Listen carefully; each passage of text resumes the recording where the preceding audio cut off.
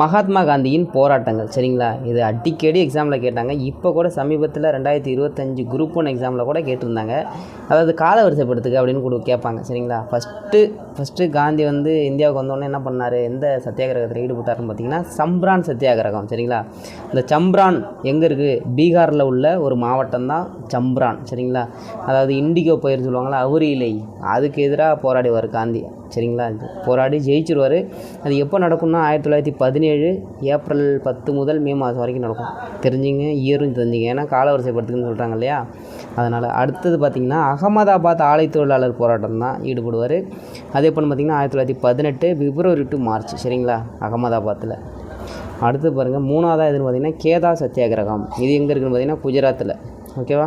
1918 22 மார்ச்லேருந்து June 5 வரைக்கும் நடக்கும் இந்த போராட்டம். இந்த 3 போராட்டங்கள்லையும் காந்தி வந்து வெற்றி பெற்றுறாரு. அதன் மூலியமாக தான் என்ன பண்ணுறாங்கன்னா 1920 டு 1947 வந்து அந்த இந்திய தேசிய இயக்கத்தோட காந்திய காலகட்டம் அப்படின்னு சொல்லுவாங்க, காந்தியன் எரா அப்படின்னு சொல்லுவாங்க. ஓகேவா.